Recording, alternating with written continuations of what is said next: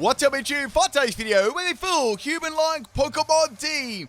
These are Pokemon which can resemble, I guess you could say, humans. There's quite a few of them to pick from. So what I did is I put them all in a randomizer and I picked the ones out that I could get in Brilliant Diamond, Shining Pearl. Now, I do have a little bit of content left for the rest of the year. I hope you all had a good Christmas, by the way. I probably have maybe 2 or 3 more videos to finish this year off. And I've got a little bit planned for January too. But yeah, just a few more videos and stuff planned for the rest of the year. Let's get into these battles anyway. I've got 2 of them. This is the battle against the Shiny J Zam.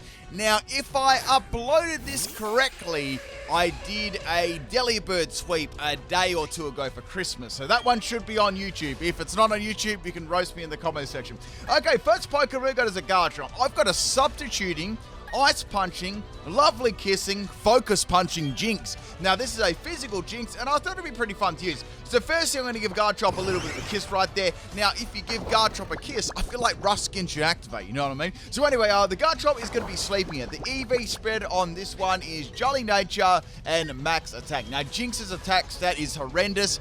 The moves I got on this, as you've already seen there, sort of work with the ability Oblivious. So I don't want my attack being dropped, simply because it's already really terrible. So I'm going to go for Ice Punch here. I thought it would be a 2-hit KO against the Gardevoir. I know that it's 4 times, but Jinx's attack is, very, very low. And it takes it out in 1 shot, so I'm very happy about that. Next Pokemon is going to be Honchkrow. So I thought, well, it's probably going to go for Sucker Punch here. There's a good chance that, or maybe a Dark type move. Let's see what it's going to do. Let's go for Substitute. So Jinx is going to be throwing up this substitute here, hiding behind that, and Honchkrow actually goes for Taunt, and Oblivious is going to block the Taunt anyway, which is quite funny, and I've got the leftovers. So what I can do here is I actually can go for a Ice Punch, or I could go for a Lovely Kiss as well. I wasn't sure if Ice Punch was going to be out of 1 shot or not. I thought about it for a little bit. It's like, let's just go for Ice Punch. Let's see how much it's going to do. So going for the Ice Punch, it's dropped the Honchkrow. So that's 2 Pokemon down with the physical Jinx. So things are going very, very good for me at the moment. I'm going to get some more leftovers recovery too. Leftovers are just there so I could get another substitute up, basically, so I can, put the Pokemon to sleep, and maybe after a couple of turns, I can get my health back. Next is going to be the Infernape. So, okay, well, Ice Punch isn't going to be doing very much here. I do have Lovely Kiss and Focus Punch. I thought it'd be funny to use Focus Punch on a Jinx. It'd be like a horrible move. So I'm going to go for Lovely Kiss. That's going to miss, and Fire Miss is going to miss as well, so it's a double miss. If I get hit by any sort of fire move unprotected by a substitute, I am going to get dropped in 1 shot. So now we're going to go for a Lovely Kiss here. I'm going to kiss Infernape, give it a nice little kiss, and it's going to be snoozing. Hopefully for long enough to me to hit it with a couple of Focus Punches. Now, since I've got the sub up here, I can freely tighten my focus and, get that Focus Punch going. Actually, if it doesn't wake up this turn, I can essentially get 2 of them off. So I'm hoping it sleeps for, the maximum amount of turns. That'd be very, very good. So now we're going to go for the Focus Punch here. Hopefully little Infernape closes its papers for another turn, and it is going to be sleeping, which is very, very good. So that's going to be some pretty good damage for Jinx here. Now, I estimated this would probably be it looks pretty awesome, by the way, about a 3 to 4 hit KO, and it's a 3-hit KO, pretty solid one. If I can nail a critical hit, it might be a 2-hit KO, but mostly I'm thinking it's going to be a 3-hit KO. So now I've got another chance to go for Focus Punch. Even if Infernape wakes up here, I'm good to rock and roll, right? So I can easily get 1. So go for another Focus Punch here, tightening my focus. And now it's going to wake up and go for Fire Blast. Fire Blast is most easily going to, break my substitute, right? So I don't want to get hit by a Fire Blast.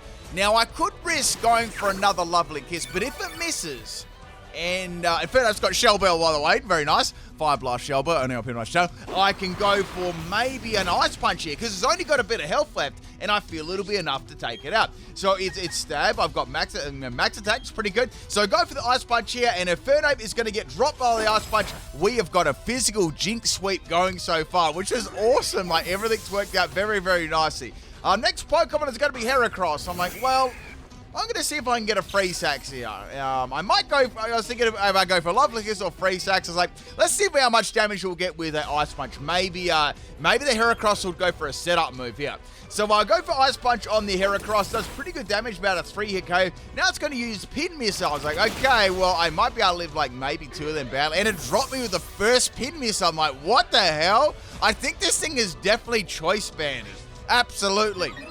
So it's going to get a Moxie boost and it's got a Choice Band. So I'd say it's locked into Pin Missile. So now next Poké I thought would be appropriate to swap it would be Machamp. Now I've got a story about this Machamp because I actually wanted this to be a Machamp, but it evolved in trade. So I've got Hyper Beam, Focus Burst, Fire Blast, and Focus Energy. It's a classic PIMPNITE special Machamp. The meme is still alive. I've got no guard on this, max health and max special attack, modest nature. The item is quick claw and the ability is no guard. So I can land all those focus misses. So Heracross is going to be swapping out here. That definitely tells me that it's running at least a choice item. I believe definitely choice band because Jinx did outspeed it. And we got Glitzia coming in here. It's got the Toxicol. Now I do have a good chance of getting a crit here. Not 100% chance, but a good chance. And now Glicia's going to go for a Sword Dance. It's like, okay, this could be a problem. So it's got +2 in attack. It's a pretty fast Pokemon.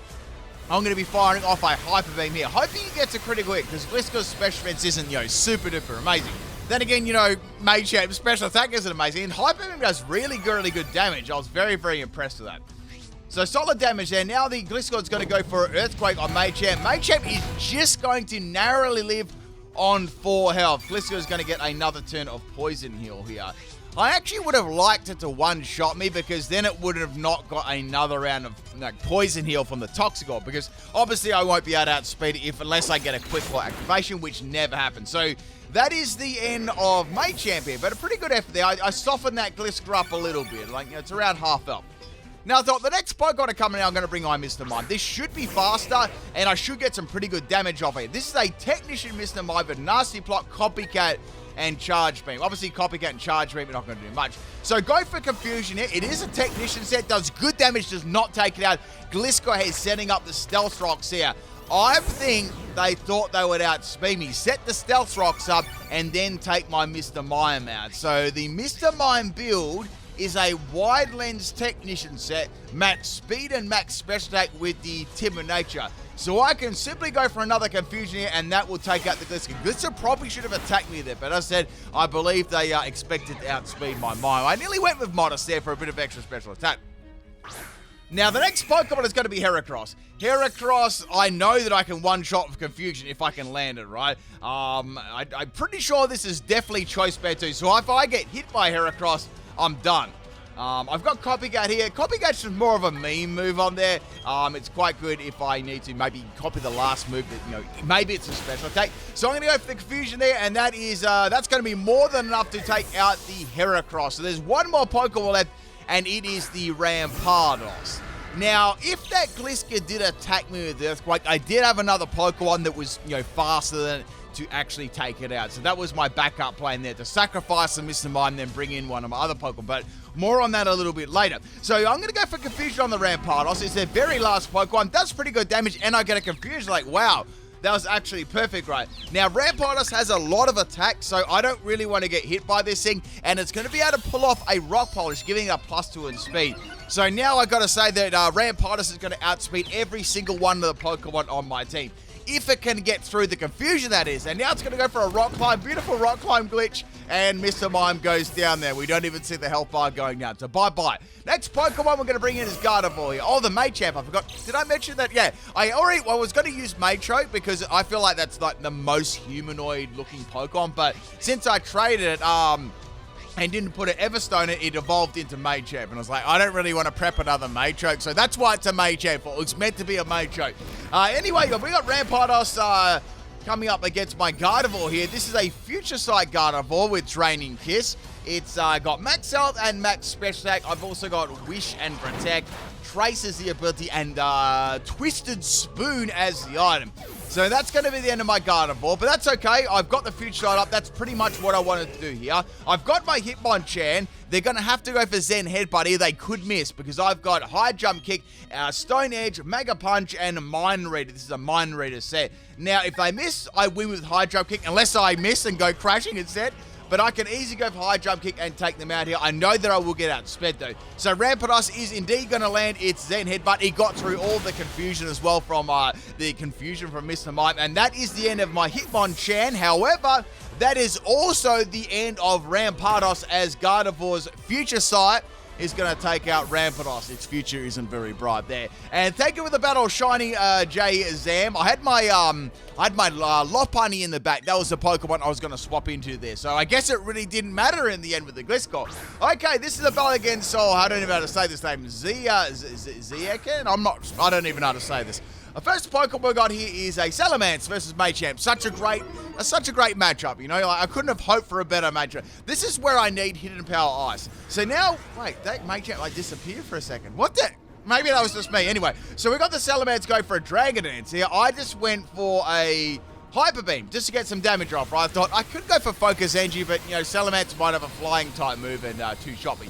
So Hyper Beam does pretty good damage there. It's a 2-hit KO. Now the Salamence is going to go for a Roost. I'm like, oh, that sucks. It's going to get all of its health back.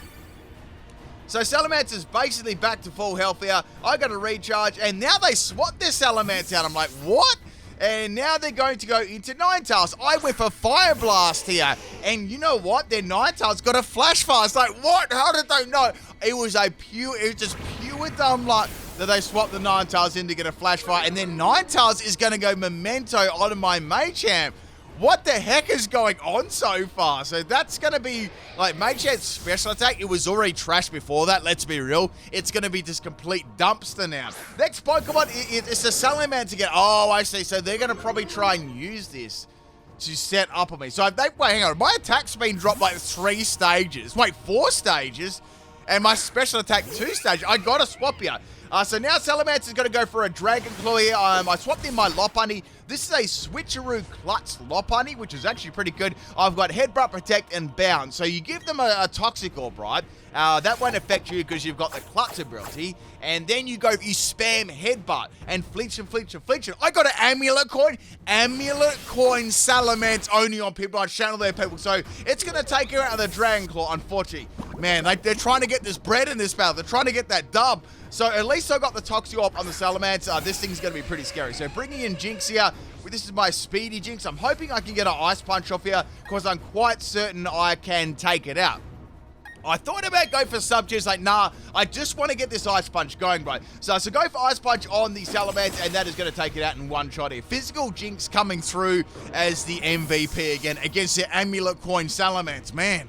Next Pokemon is going to be Lucario. So, okay, I've got Focus Punch here. This would be wonderful. I could take Lucario out of it. But what I need to do to achieve this, I need to be able to give Lucario a quick little kiss on the cheek, put it to sleep for a couple of turns, and then hit it with a Focus Punch. Hopefully that can happen. That's sort of the strategy I'm going to be going for here.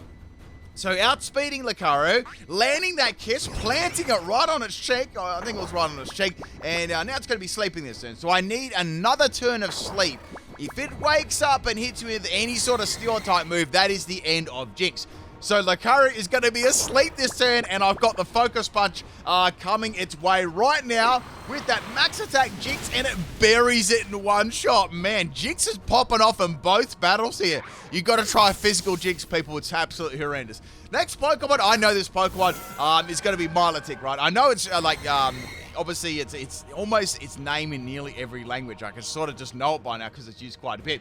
We're going to have the Milotic going for a Substitute here. And I just went for Focus Punch. Now, this Milotic was a pain in the butt all battle because it's very, very bulky, right? And let's face it, this Jinx sort of struggles with damage, you know? Like, it's not exactly super, super strong. So Milotic has got Substitute and it's got the Leftovers too. So it's going to be quite a solid Pokemon. I mean, I did break its sub with Focus Punch, but that's going to see, you know, if the Milotic doesn't have any other attacking moves. And now it's going to go for Aqua Ring. I was like, oh no. So it's got Sub, Leftovers, and Aqua Ring. So it's got some, some pretty crazy healing moves there. So as you can see, Focus Punch doesn't really do a lot. And, you know, with the Leftovers and the Aqua Ring, it's going to heal a lot of that up. Now, I'm thinking to myself here, I need to sort of like expose this Milotic on like a low amount of health. You know what I mean? And then it starts using Recover. So it's got, look at this. Recover, Aqua Ring, and Leftovers, right? I'm not going to be able to take this out at all. Like, this is Focus Punch's damage. Watch this, right? Like, it's pretty good damage, but I need to tighten. I need to, like, get my focus tighten and then release it. So it's always going to be able to do another recovery in that, like, main time there. So it's going to get, like, a round of Leftovers almost twice there in Aqua Ring. So I got to swap out the Jinx. It's just not doing enough damage at this stage. And I thought I might try and go into the champ here. If I can hit a... Let's say I can hit a critical hit there with Focus Blast. That'll do a lot of damage. So unfortunately for me, I was running Jinx with Oblivious too, so any like water type moves wouldn't get absorbed by Dry Skin either. It's one of the few times I run Oblivious on Jinx. It's not bad. Most of the time, Dry Skin is infinitely better. So Machamp's whole goal here is to land a very, very solid crit on Milotic. So getting a nice little Quick Claw there on my Focus Edge. This is going to allow me to get a crit a lot of the time now. It's not 100%, but it's a good chance. 2 out of 3. So Water Pulse isn't doing anything at all. This Milotic is completely built on the bulky side. And now my chance here, I know that I can definitely break the Subdue with a Focus Miss. I believe, I would say I believe that I can even break this without a critical hit. Maybe, depending on what their, EV spread is. And the good thing about it, right, since I've got no guard, I'll never miss. This would have been really bad if it was like, Steadfast Machamp, which I did consider doing to try and make it go, like, faster. The EV spread for the Machamp is max special attack, max speed. If I went with a Steadfast one, I probably would have gone max speed and max special attack. Maybe timid nature, but maybe not. Like, I wouldn't want to take much away from its special attack because it's, infinitely really, bad. So Milotic is pretty much just stalling me out here with Subdue. Like, it can use Subdue a lot against me. I think, what they were trying to do was actually stall out my Focus Blast too, because with Max, I've only got 8 PP on this, and it's, it's gonna be pretty, if this kept, subbing down, I'm gonna have a pretty low amount of Focus Blast here, which is kind of bad. So that Aka of Leftovers is almost healing. You could say it's almost healing half a Substitute there, which is, very, very annoying, you know what I mean? So now they're finally going to start attacking me here with another Water Pulse. It's not doing much. I'm scared of a Confusion, and I got a Confusion. Like, no, this is not what I wanted.